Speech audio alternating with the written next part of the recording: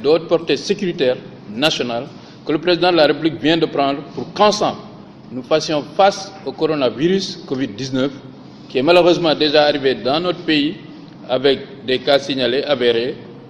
Nous, de la région de Kolda, devrons davantage être vigilants pour que le reste, aussi vigilants que le reste du pays, eu égard à notre position géographique qui fait de nous une région qui est frontalière avec 4 autres États, que sont la Gambie, la Guinée-Bissau, la Guinée-Conakry et presque le Mali.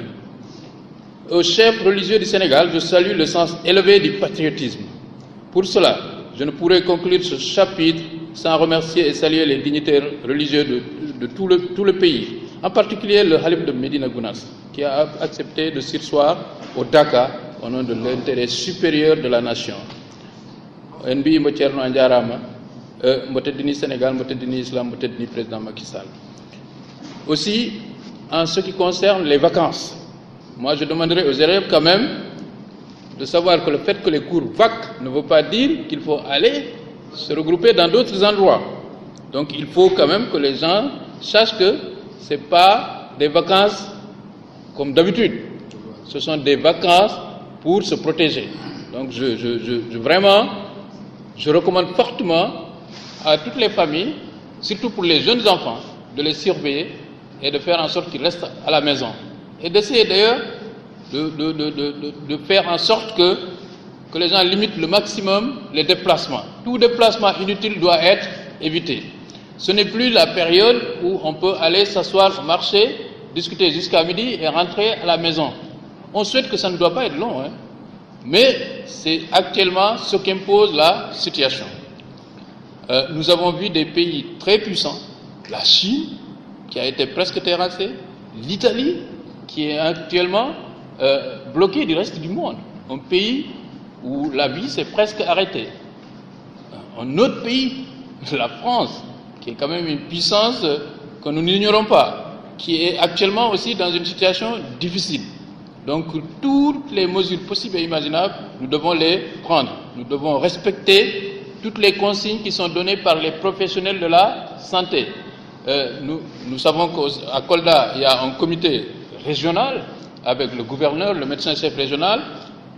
Nous allons voir comment ils vont organiser la sensibilisation, mais nous demandons en tout cas à ce que les gens respectent toutes les consignes qui sont données par les professionnels. Ensuite, il faut éviter de répandre de fausses informations.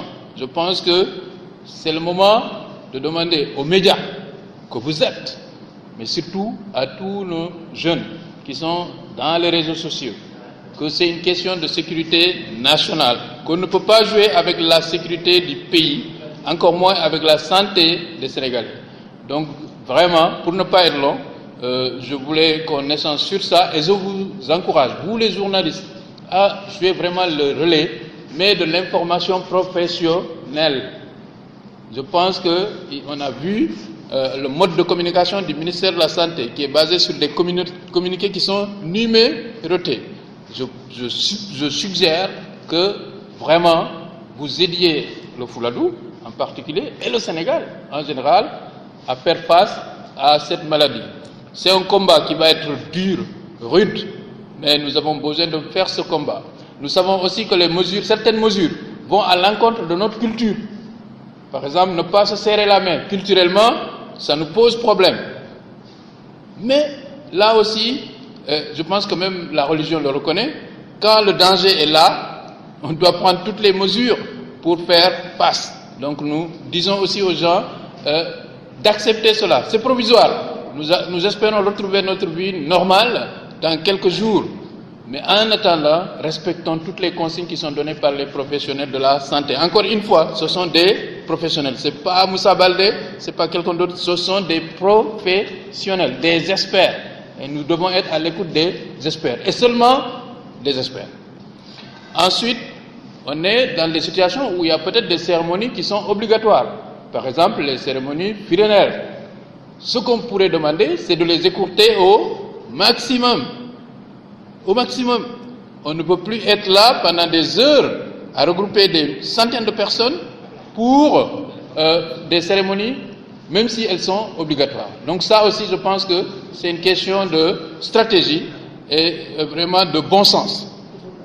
En un mot, je demande à toutes les populations du Fouladou de rester calmes, c'est très important, de rester serein, c'est très important, de savoir que le président de la République, depuis le début, l'éruption de l'épidémie, jusqu'à son entrée dans notre pays, gère le dossier de façon responsable.